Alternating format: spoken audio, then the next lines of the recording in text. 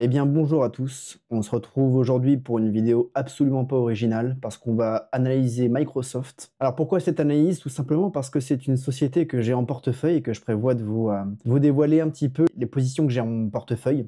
Donc c'est une vidéo que je vais faire dans les mois qui suivent. Assez parlé, on y va. On va d'abord présenter la société, donc comment est-ce qu'elle génère du cash, quels sont les concurrents pour les différentes activités. Vous allez voir que Microsoft est une entreprise absolument tentaculaire. Alors le mot est bien choisi, donc en fait on couvre tout un écosystème numérique au niveau mondial.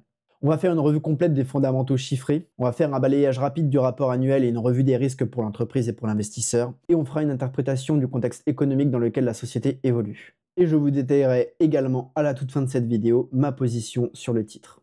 On attaque immédiatement. Alors voici comment la société génère du cash. Il y a trois secteurs principaux. Et les trois secteurs principaux que je vous présente ici sont ceux tels qu'ils sont listés dans le rapport annuel de la société. Donc c'est encore une fois très bien sourcé et 100% fiable. Ces trois secteurs principaux ont les appellations suivantes: Productivity and Business Process, Intelligent Cloud et More Personal Computing. Avec les principaux revenus qui sont générés par le secteur Productivity and Business Process de 121 milliards de dollars. Ensuite vient Intelligent Cloud de 106 milliards de dollars et le reste, More Personal Computing, de 55 milliards de dollars. En sachant que la principale croissance vient de l'Intelligent Cloud et que les revenus les plus solides et les plus réguliers proviennent de la Productivity and Business Process. Qu'y a-t-il dans la Productivity and Business Process? On a la suite de logiciels de productivité, donc tout ce qui est Word, Excel, PowerPoint, OneNote, Teams, Copilot, donc le service d'intelligence artificielle de Microsoft couplé avec OpenAI. On a Dynamics 365 qui fait référence au système ERP imbriqué aux entreprises.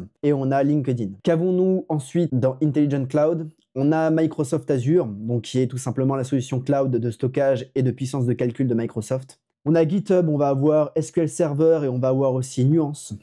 Alors je m'aperçois que parfois il y a quelques petites confusions entre les différents services de cloud, c'est-à-dire que on va avoir du cloud qui sera couplé à travers la suite de logiciels, des logiciels Microsoft. On va dire qu'il y a une sorte d'écosystème qui se forme. Sauf qu'il faut bien comprendre que le Microsoft Azure, au final, ce qui rapporte de l'argent dans cette branche-là, c'est tout simplement que Microsoft Azure se charge de fournir la puissance de calcul par cloud à l'échelle mondiale aux entreprises. Donc en gros, ça permet aux entreprises et aux développeurs de se focaliser sur leur cloud, leurs applications, leur code, et sans se soucier d'avoir une infrastructure physique pour pouvoir faire tourner leur application. Et c'est donc cette location d'infrastructure physique qui permet à Microsoft de générer des revenus. Et Azure est également très bien intégré dans toute la suite de logiciels et tout l'écosystème Microsoft qu'on connaît. Alors pour ce qui est de GitHub et SQL Server, bon, c'est tout ce qui va être gestion de base de données, fonctionnement réseau et outils de développement d'applications pour tester, héberger et collaborer sur des projets.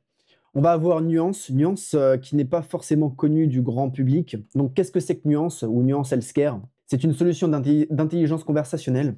Donc c'est à la base une entreprise américaine qui est spécialisée dans la reconnaissance vocale et le traitement du langage naturel. Alors Microsoft l'a acheté en 2022 pour la modique somme de 20 milliards de dollars. Et donc pour la petite histoire, à l'époque, Nuance équipait 75% des hôpitaux aux États-Unis parce qu'il répondait à une problématique très épineuse dans le médical, qui était qu'un médecin passait jusqu'à à peu près 50% de son temps devant son écran pour formaliser les rapports médicaux. Et donc, grâce à Nuance Healthcare, qui, je le rappelle donc, fait office d'intelligence artificielle dans le traitement du langage naturel, eh bien, le plus gros du travail était retranscrit dans les rapports de manière automatique par reconnaissance vocale. Et par le biais de ce rachat, Microsoft a mis la main sur un nombre colossal de data sur le langage.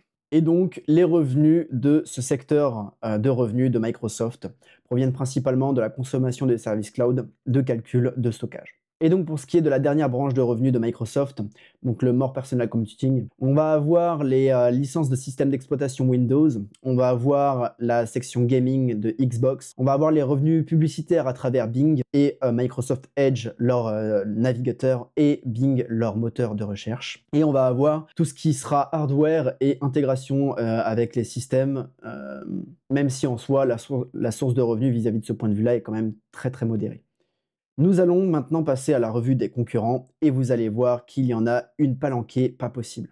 Alors vis-à-vis de tout ce qui est service cloud, on va bien sûr retrouver les principaux AWS et Google Cloud.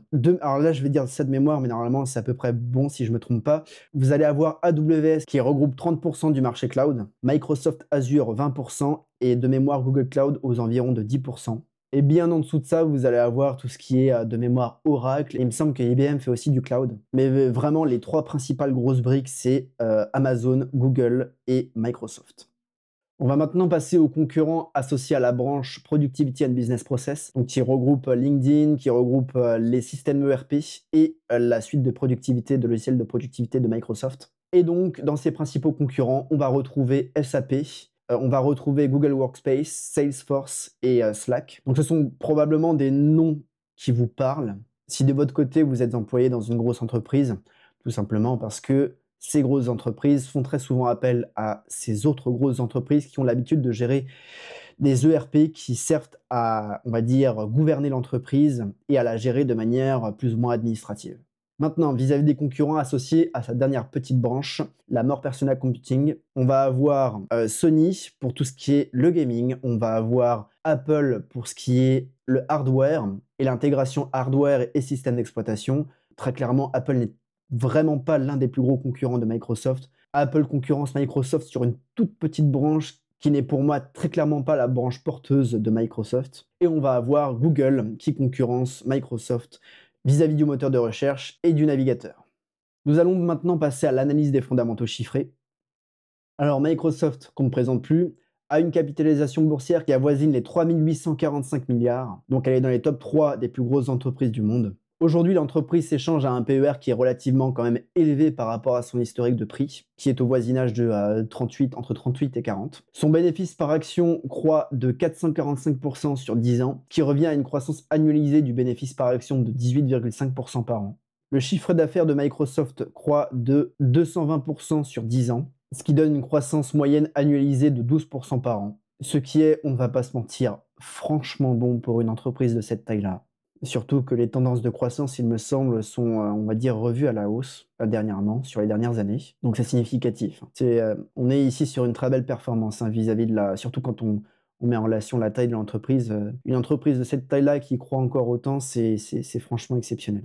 On a un résultat net qui augmente de 770% sur 10 ans, ce qui fait une croissance annualisée d'environ 25% par an. Rien à redire là-dessus, franchement, les performances sont vraiment excellentes. Le cash flow est d'une constance absolument remarquable. Ça, c'est dû au fait que Microsoft a beaucoup de revenus par abonnement et on va dire que la sollicitation de son cloud est en plus de ça très régulière et très soutenue. Donc les investisseurs long terme comme moi, c'est vraiment ce qu'on recherche. C'est une certaine constance et on pourrait le dire une certaine prévisibilité des résultats. On a une rémunération en actions qui est de l'ordre de 12 milliards pour un résultat net d'environ 100 milliards, ce qui fait du 12%. Ça commence à faire cher. Mais on pourra admettre une chose, c'est que les choix et les stratégies d'orientation de Microsoft, donc les choix qui ont été faits par le management, sont de très bons choix. On pourrait dire que le management mérite cette rémunération-là. Ça ne me dérange pas plus que ça, même si ça commence à faire cher. Très franchement, les choix du management sont, on va dire, très franchement à ma convenance. J'ai pour ma part de très grosses convictions que les choix qui ont été faits par Microsoft sont des choix très porteurs, donc pourquoi pas. On a des rachats d'actions qui sont de l'ordre de 18 milliards de dollars. C'est modéré, mais Microsoft verse surtout un gros dividende. On le verra juste après. Alors vis-à-vis des marges, Microsoft a des marges brutes d'environ 68-69% et des marges nettes de 36%. Donc c'est des marges extrêmement élevées. Donc très clairement signe d'un avantage concurrentiel. Et en plus de ça, on est sur un secteur, donc sur une entreprise qui fait du service et des softwares. Donc déjà que de base, les marges sont plus élevées qu'ailleurs dans ce secteur-là. Il se trouve qu'en plus de ça, Microsoft a des avantages concurrentiels démentiels. Donc ça accentue le trait, on pourra dire. On a une dette à 112 milliards, donc c'est un niveau très raisonnable pour cette entreprise-là. Bon, très clairement, ça correspond à moins d'un an de free cash flow. Vous êtes à 136 milliards de free cash flow annuel et 110 milliards de dettes. On a une très bonne constance des revenus, donc il y a franchement, on va dire que le risque qu'elle ne puisse pas payer sa dette est absolument inexistant. On a un ROCE de 30% environ, ce qui est bon. Ça pourrait être encore bien meilleur, sauf que Microsoft est une entreprise qui réinvestit beaucoup de son argent, surtout là avec la croissance, tout ce qui est croissance du cloud, donc la construction des data centers et la recherche et développement. On peut carrément pas lui en vouloir vis-à-vis des résultats qui sont rendus avec l'argent qui est conservé au sein de l'entreprise. Et on a une diminution du nombre d'actions en circulation d'environ 7% sur 10 ans, ce qui est très faible, mais comme on l'a dit tout à l'heure, Microsoft est aussi une entreprise qui reverse beaucoup en dividendes, donc c'est pour ça que les rachats d'actions sont modérés. Et on a donc un ratio de distribution des flux de trésorerie équivalent à 33%. Donc 33% du cash que génère Microsoft est reversé en dividendes. Mais bon, vu le cours élevé de l'entreprise, ça ne représente qu'un 0,7% de rendement du dividende, ce qui est ridicule. Alors qu'est-ce qu'on aurait pu oublier ici? Oui, là, ici on a une petite baisse des marges. Petite baisse. On était déjà revenu sur ce point-là, donc quand vous avez une baisse des marges colossale aux alentours de 2017-2018, ça doit tilter chez vous. Donc ça doit tilter parce que c'est quelque chose de récurrent qu'on observe souvent d'une entreprise à l'autre. Ici, cette baisse de marge aux alentours de ces années-là. Et cette baisse de marge est tout simplement due à la TCJA, donc Tax Cuts and Jobs Act, mise en place par Donald Trump aux alentours de 2018. Et c'était en fait un impôt, on va dire, un instant T, un impôt non récurrent, qu'ont dû payer les entreprises vis-à-vis de leurs revenus non rapatriés. Donc gardez ça dans un coin de votre tête, ça pourra toujours vous aider à interpréter de manière rapide et instinctive les résultats d'une entreprise quand vous les observez, quand vous les regardez. Bon alors je vous fais cette petite aparté en rentrant du boulot, donc je m'excuse par avance si j'ai l'air fatigué. Je me suis aperçu que j'avais complètement oublié de vous parler des vecteurs de croissance de l'entreprise. Donc nous sommes sur le rapport 10K, le dernier qui a été publié, donc de mémoire c'est aux alentours de août de cette année, donc pour l'année fiscale, la toute dernière année fiscale, donc c'est très récent. Et là vous avez littéralement, je dirais pour moi, le tableau le plus intéressant de ce rapport annuel, qui retrace à la fois les chiffres de manière concrète au niveau des revenus qui sont générés et également au niveau des vecteurs de croissance. Donc vous avez ici, tout à droite, les niveaux de croissance de chacun des secteurs. Donc comme on l'avait vu tout à l'heure, Microsoft est une entreprise qui croît encore très largement. Vis-à-vis de sa section Productivity and Business Process, donc qui regroupe la suite Microsoft 365, LinkedIn et Dynamics, on est sur une croissance de l'operating income de 17%, ce qui est vraiment bon, et une croissance du chiffre d'affaires de 13%, ce qui est très bon également. Vous avez un peu plus bas le secteur More Personal Computing, qui regroupe les licences Windows et le gaming, et donc les ventes de systèmes d'exploitation également donc, aux différents fabricants de PC. Ici, ce secteur, au niveau du chiffre d'affaires, croît, on va dire, beaucoup moins au niveau de son chiffre d'affaires, donc de 7% annuellement. Cependant, les coûts des revenus augmentent également très peu, ici de 1%, et on a donc une croissance de l'operating income qui est vraiment bon, aux alentours de 18%. Mais bien entendu, et on en a parlé tout à l'heure, le plus gros vecteur de croissance, il s'agit du cloud, donc leur section Intelligent Cloud, qui regroupe donc Azure principalement. Vous avez une croissance de ce secteur-là au niveau de son chiffre d'affaires de 21%.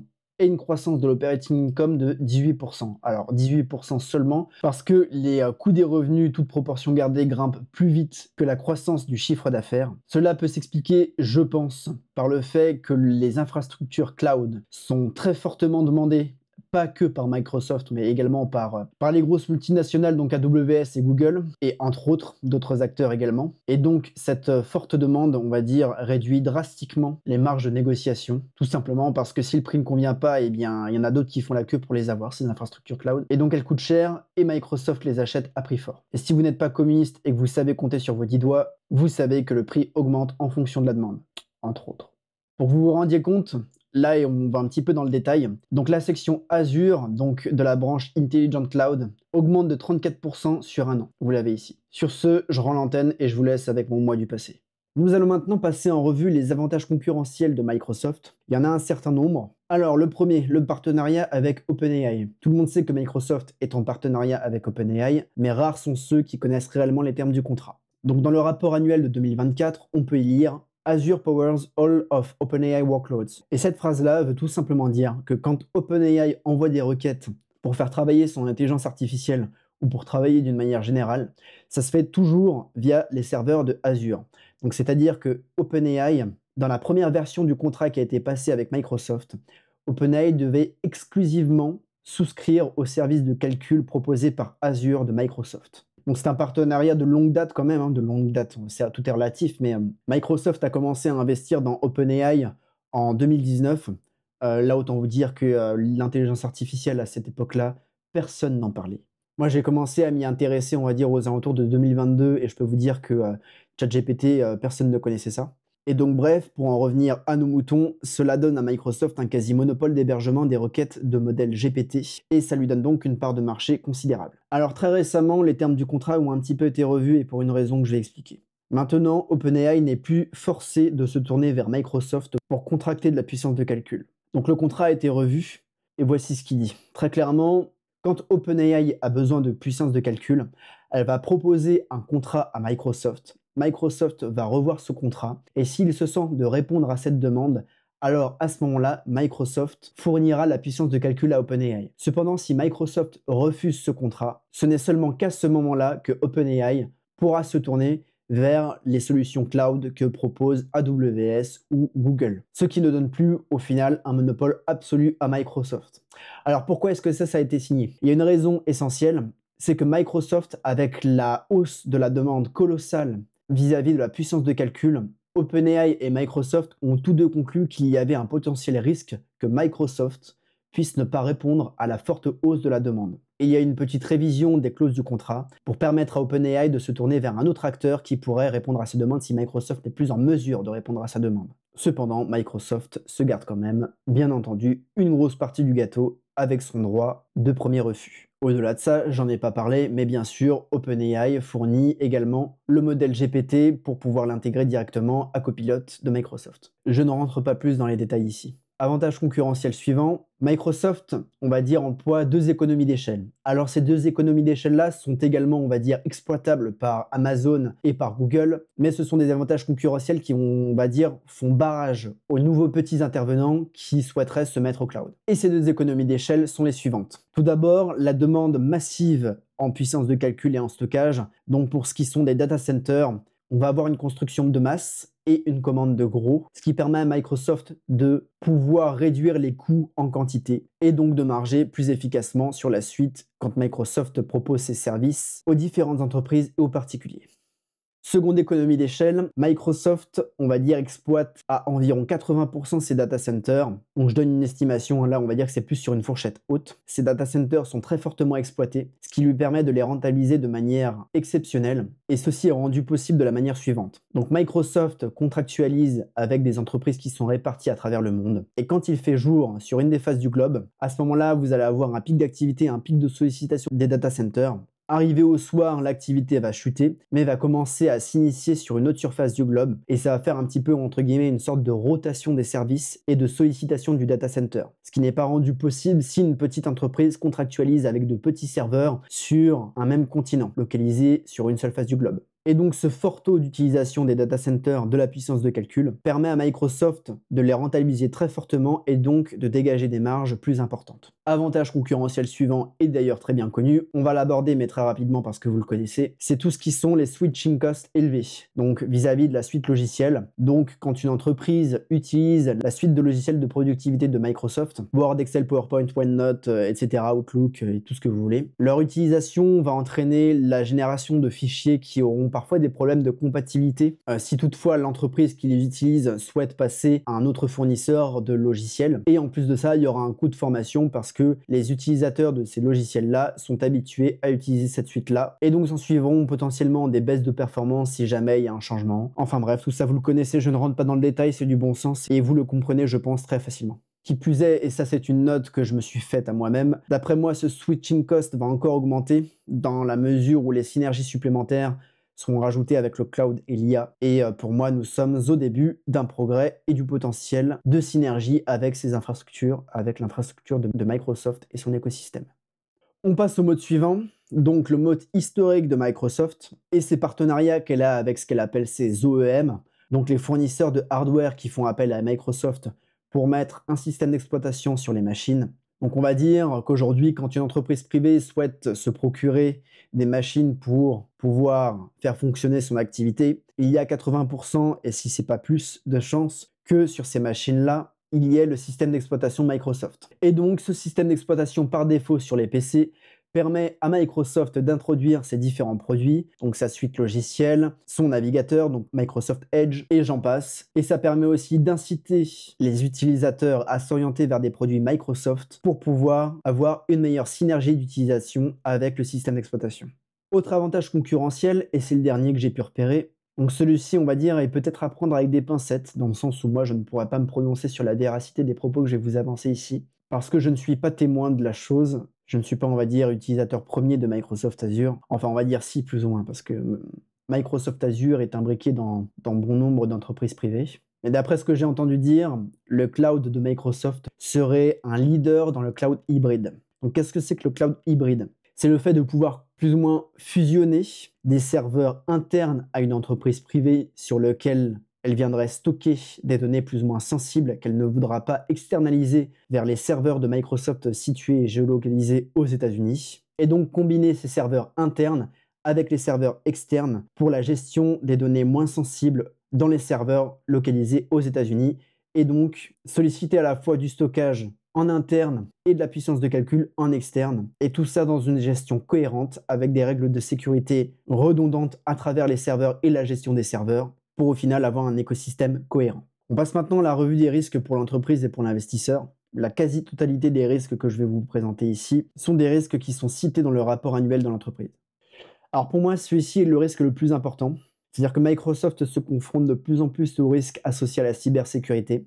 On va avoir différents acteurs mondiaux qui sont littéralement branchés sur sa puissance de calcul et sur son stockage. Et on pourrait dire qu'un piratage de ces serveurs, donc entraînant tout simplement une cessation de fonctionnement des serveurs, un vol de données ou autre, peuvent tout simplement entraîner des pertes colossales d'argent pour les clients de Microsoft, avec potentiellement des dédommagements à concéder si cela arrive, et des plaintes provenant de toutes parts de la part de différents clients pour lesquels la cessation de ces services aurait eu un impact sur leur activité. Donc pour la petite histoire, ce risque est plus présent qu'on ne le pense, hein. En 2023, on a un État-nation qui a réussi à s'infiltrer dans un compte test de Microsoft. Donc ce compte test avait évidemment des dispositifs de sécurité allégés. Et cet État-nation a tout simplement utilisé la méthode du passeport spray en bombardant de mots de passe le compte et a réussi à s'introduire dessus. Donc ces pirates ont eu accès à un compte de messagerie au final, et a pu ensuite accéder à certains systèmes et a même réussi à récupérer une partie de certains codes sources. Donc ça la fout mal, mais ne vous dites surtout pas que ce genre d'entreprise est immunisé contre les cyberattaques. On a divers risques associés à l'IA. Donc le premier, c'est le non-respect des droits d'auteur, donc tant vis-à-vis de la génération des contenus, du texte, des images, des vidéos, etc., que par les données qui sont utilisées pour entraîner les IA. Donc en juin 2025, donc il y a à peine 3 mois de ça, on a un groupe d'auteurs américains qui a intenté une action en justice à l'encontre de Microsoft, l'accusant d'avoir utilisé pas moins de 200 000 livres piratés pour entraîner ces modèles d'IA. On peut également avoir des erreurs associées à l'IA qui peuvent entraîner des dommages catastrophiques, avec potentiellement une faute imputable à Microsoft, même si on sait très bien, on se doute bien que Microsoft, à travers les contrats qui sont générés et les conditions d'utilisation, se dédouane de beaucoup de choses. Microsoft a aussi une armée d'avocats sur le coup pour pouvoir, on va dire, pallier à ce genre de responsabilité qu'on pourrait lui imputer et se dédouaner d'un maximum de choses. Mais si par exemple, je reprends l'exemple de Nuance Healthcare, donc l'IA associée à la reconnaissance de conversations parlées dans le domaine du médical, on pourrait supposer par exemple que cette IA-là génère un compte-rendu médical avec de fausses données à l'intérieur, on va dire peut-être, j'en sais rien moi, des faux dosages, je sais pas comment ça fonctionne, ou des conclusions peut-être un petit peu hâtives que lira un médecin, ou voire même tout simplement des erreurs vis-à-vis des choses qui se sont dites et des échanges qui ont eu lieu au niveau de la conversation entre le médecin et le patient. Là, il peut y avoir des dégâts colossaux sur le patient si jamais il y a un dosage qui est conclu. Donc voilà, c'est un exemple comme un autre, mais on peut légitimement se poser la question de quelle est la part de Microsoft vis-à-vis de ces responsabilités-là. Donc pour moi, là, ce sont les deux principaux risques, ou on va dire les trois principaux risques ici. Il y en a peut-être d'autres, hein, n'hésitez pas à les rajouter dans les commentaires si jamais vous les avez. Et puis au passage, j'en profite, likez la vidéo si jamais mon travail vous plaît et vous apporte de la valeur. Donc les prochains risques, on va les parcourir rapidement, parce que je pense qu'ils sont plus associés à du bruit. Ce sont des risques qui peuvent entraîner une potentielle volatilité à court ou moyen terme, mais sur le long terme, on pourra dire que ça va passer. On va avoir les risques associés à la géopolitique. Donc Microsoft doit respecter les sanctions qui sont imposées par les USA. Alors si je devais donner un exemple ici, vous avez Microsoft qui a dû par exemple suspendre toutes les ventes en Russie en 2022 après l'invasion en Ukraine pour se conformer aux directives des US. Et ça a donc bien évidemment eu pour effet de limiter ses ventes. Alors pourquoi est-ce que moi je dis que ça c'est du bruit? On va dire que le monde va bien aujourd'hui, demain le monde va mal, et ainsi de suite. Je pense qu'à un moment donné, on aura le calme après la tempête, et qu'à un autre moment, on aura le calme avant la tempête. Bon, aujourd'hui, pour moi, c'est plus, on va dire, vis-à-vis des restrictions qui sont en cours, un potentiel espoir et un potentiel gain à moyen terme que Microsoft puisse récupérer la part de marché qu'elle a perdue. Ensuite, on va voir les risques associés à la réglementation étrangère. Donc étrangère hors USA, j'entends par exemple la réglementation européenne qui réglemente énormément l'utilisation de l'intelligence artificielle et l'utilisation du cloud, tant sur le stockage des données que sur la puissance de calcul. Ce qu'il faut savoir, c'est que par exemple, l'Union européenne impose à certaines données sensibles de ne jamais quitter l'Union européenne. Vous êtes censé savoir que les États-Unis, si jamais le gouvernement l'exige, Microsoft doit fournir toutes les données qui se trouvent sur ses serveurs localisés aux USA, si jamais le gouvernement américain l'exige pour certaines raisons, justifiables ou non par ailleurs. Et de ce fait,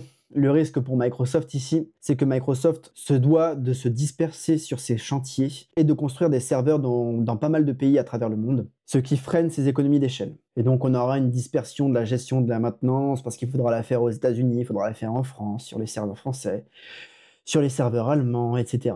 Donc il n'y a pas que l'Europe qui demande ça, et c'est légitime d'ailleurs, ça se fait à travers le monde tout ça.